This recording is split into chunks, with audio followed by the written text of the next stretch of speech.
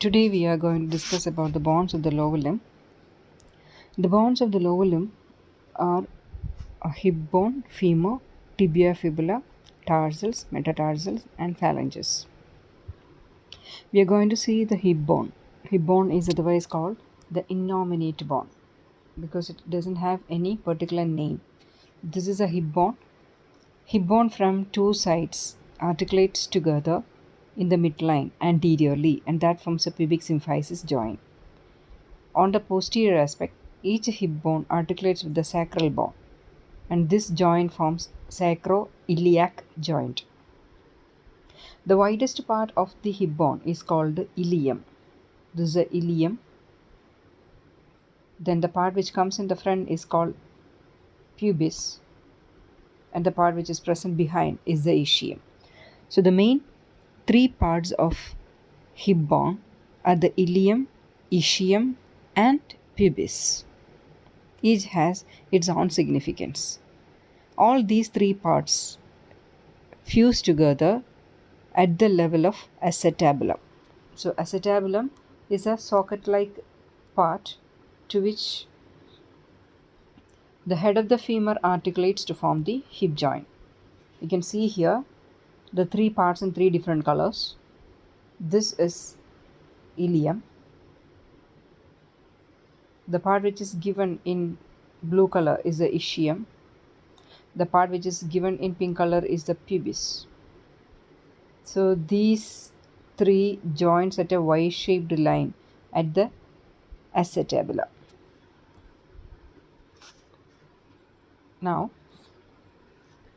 we'll see the parts of hip bone. Hip bone has three parts, out of which the largest part is the ilium. Ilium has an upper border called iliac crest. This is a iliac crest. The iliac crest consists of an outer lip, an intermediate area, and an inner lip. Outer lip is this, intermediate area is this, and this is the inner lip. These areas gives attachment for some muscles. We'll see what are the muscles of iliac crest.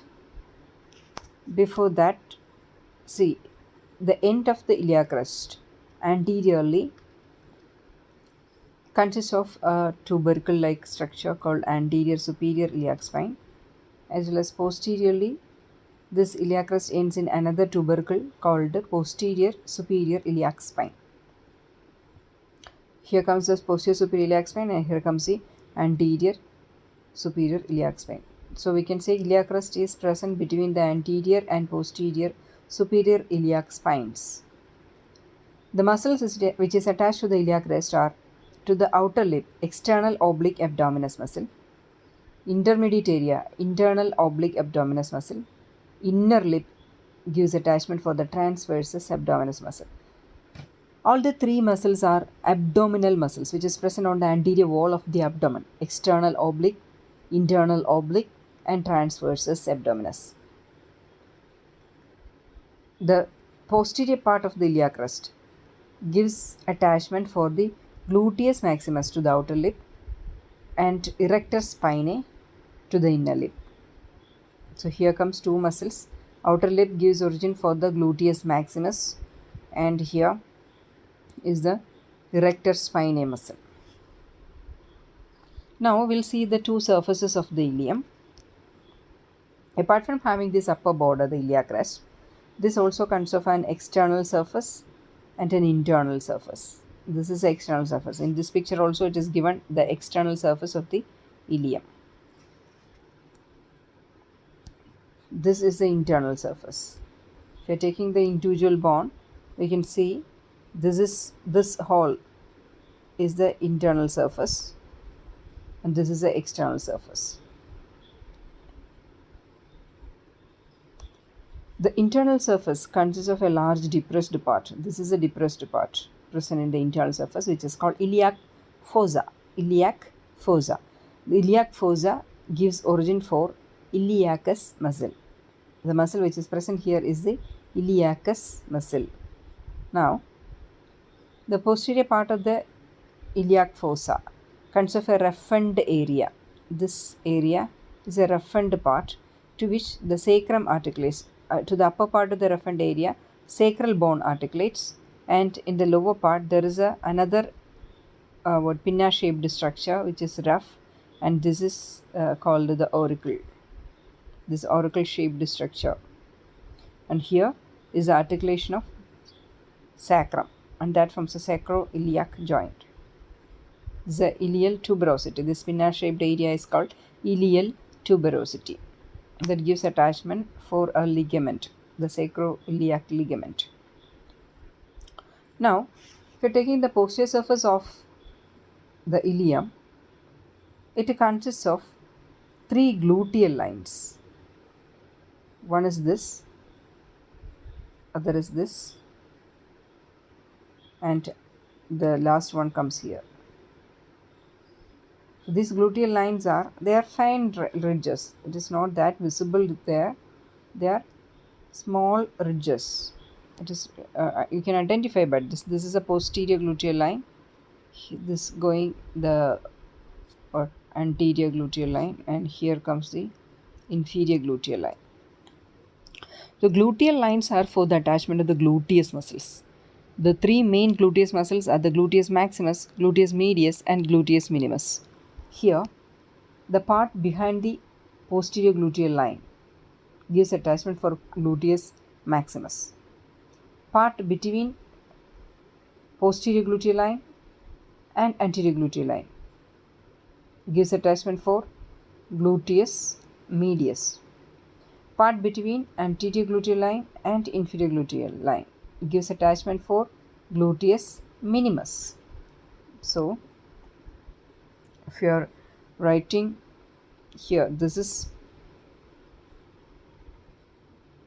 I'll draw here, this is a posterior gluteal line, here comes the anterior gluteal line, and here comes inferior gluteal line. And see, what about the muscles? The part behind the posterior gluteal line gives origin for gluteus maximus.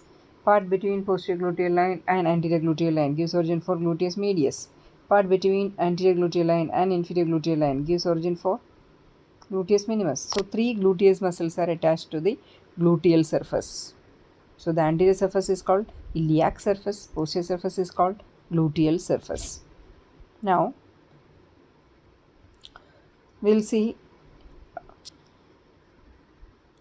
the ischium. Here it is given in purple color. This is the ischium. Ischium consists of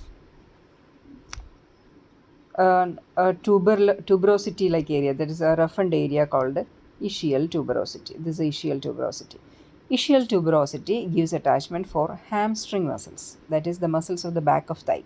Hamstring muscles are the muscles of back of the thigh or posterior compartment of the thigh. So this is giving attachment for hamstring muscles. Ischial tuberosity gives attachment for hamstring muscles. It apart from the hamstring muscles, apart from having this ischial tuberosity, the ischium also consists of a superior ramus and an inferior ramus. This is superior ramus, this is inferior ramus. And this projection is called ischial spine. This is the ischial spine. Above the ischial spine is a wide notch called the greater sciatic notch, and below the ischial spine is a small notch called the lesser sciatic notch. So, greater sciatic notch and lesser sciatic notch. Here you can see this is the gluteal surface of the ilium, posterior gluteal line, anterior gluteal line, and here comes the inferior gluteal line. This is acetabulum. This is greater sciatic notch, this is ischial spine, and this is lesser sciatic notch, this is ischial tuberosity. So, what is the attachment of the ischial tuberosity? Hamstring muscles got attached to the ischial tuberosity. Then the next part is the pubis. Pubis comes anteriorly.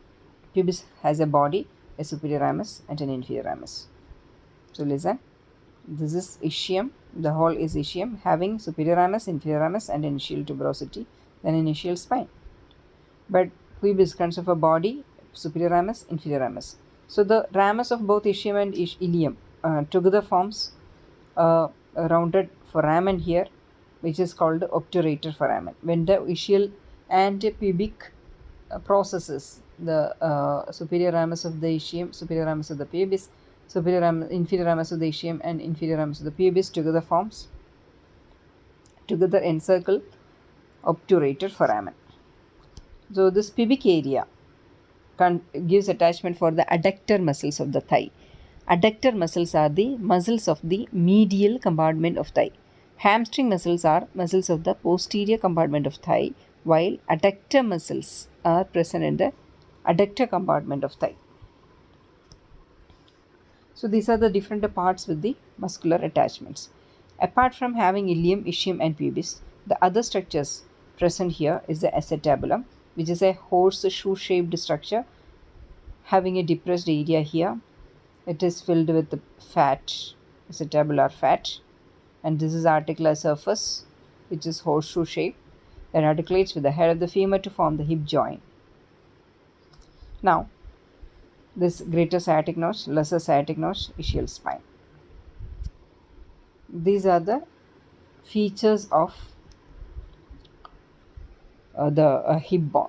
Here you can see the ischial tuberosity with the different muscles. These muscles are semimembranosus, semitendinosus, biceps femoris, and adductor part of the hamstring part of the adductor magnus. All these together called the hamstring muscles. So these hamstring muscles are attached to the ischial tuberosity, and this is a picture of the ischial tuberosity. Here you can see the muscular attachments. The posterior gluteal line, anterior gluteal line, inferior gluteal line with the gluteus maximus, medius and minimus. This is acetabulum. Greater sciatic notch, lesser sciatic notch, ischial spine. This is the obturator foramen. This is the ischium, body of the pubis, superior ramus of the pubis, inferior ramus of the pubis. This is the iliac crest. This is the muscles which is attached to the hip bone.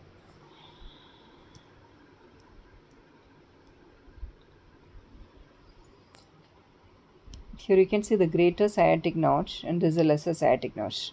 Several structures are passing through the greater sciatic notch of the hip bone.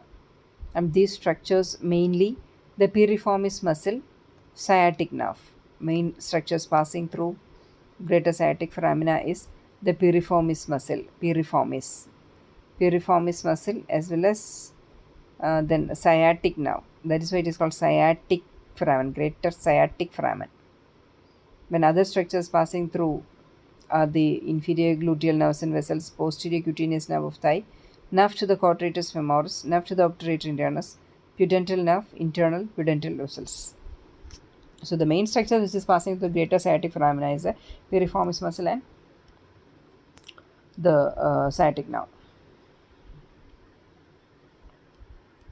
So this is about the hip bone.